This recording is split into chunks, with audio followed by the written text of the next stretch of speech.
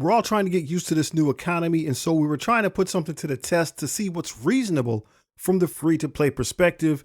And we're using our Daring Warriors. Now, all honesty, we had to cut the experiment short because the anniversary event is coming. I'm not sure if the current gold strike pass is part of that. So not knowing that, we're just going to go with the results that we have so far. And you see, we have, again, with our team here, a variety of results. And I think we can start to explain what it is we should try to be doing. We're going to start off here with Daredevil. We have Daredevil at level 105, gear tier 19. That's important. I think when new teams come out, perhaps this is where we should start. This should be the baseline for all our teams as a free-to-play player. Get them to level 105. That is the free-to-play mark at this time until we hear differently. Gear tier 19. Okay. So I'm getting a lot of this information from the things that Big Positive Geek says. He's always keeping track of the economy, and it seems to match up reasonably. Like, I'm not keeping track. Okay. I'm not keeping track, but it seems to match up with what's happening when I'm playing the game. So I'm going to recommend level 105, gear tier 19. We can always go up from there. So for example, my Night Thrasher is gear tier 20, level 105. My Eclipse, gear tier 20, level 105. My Speedball, gear tier 20, level 105. These are the newest characters, so they're going to have the highest stats. They're going to benefit more from being at that higher gear tier. Again, you see, I don't have anybody going to level 110. It's not time yet for the economy to do that. What we also have, though, here is Jessica Jones, and you see she is only at gear tier 18, level 104. I'm still in the process of moving her up. You see up in the corner there, I do have 2 million gold. So my thinking is in the next couple of days, I would have enough gold to move her up. Okay. We haven't heard about a new team coming out yet.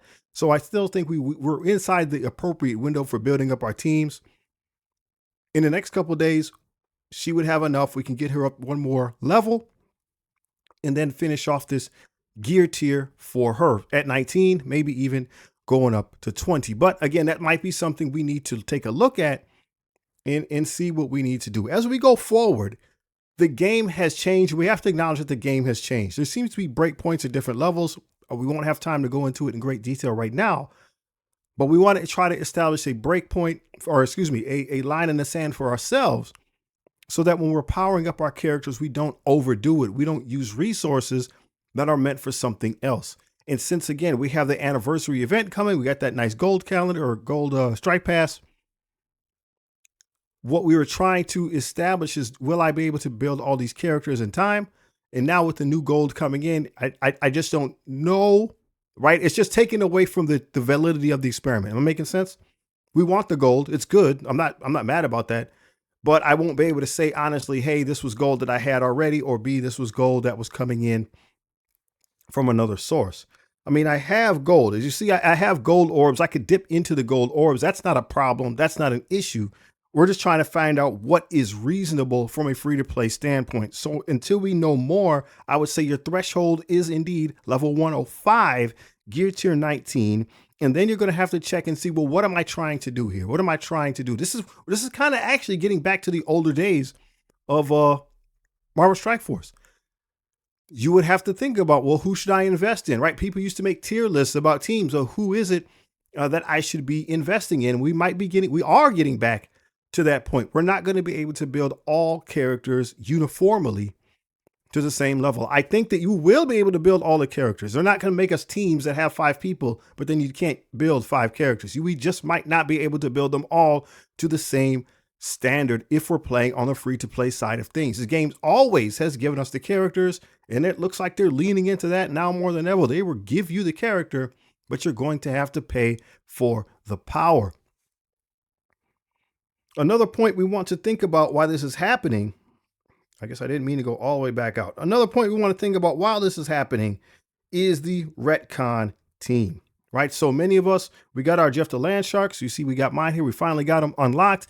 He's at level 1. We're not going to power him up right now. I'm not going to power him up right now because I want to finish with the Daring Warriors, and then we will start moving into the retcon team. If we don't hear about another team coming, then that 200 million gold or whatever they said that we're supposed to be getting, that might be for the retcon team to kind of catch up and balance out. And if you built a different team, maybe you're short on the champions, maybe you're short on the winter guard, one of those teams that came out early in the year, you're short on one of those teams, then most likely that 200 million gold is going to help us get back on track and we'll be able to move forward from there. If we're at a different level, right? If we're at a different pay scale, I should say, right? There's people that already have those teams done. And so they're not going to need to power up their retcon team. They might be then saving at the higher end for, well, let me focus this stuff into gear tier 21. And the rest of us are somewhere in between. I think this is reasonable. I think this is right. It's not game breaking. It's not challenging. It's something that we can do. We just have to make sure that we're proceeding appropriately and not wasting our resources. So I would definitely like to hear what you think about this. Is this reasonable? Is it appropriate to go to 105.19 across the board and then try to figure out how to go from there, identify which characters on the team you really want to put the power in? Again, this is how we used to play the game before.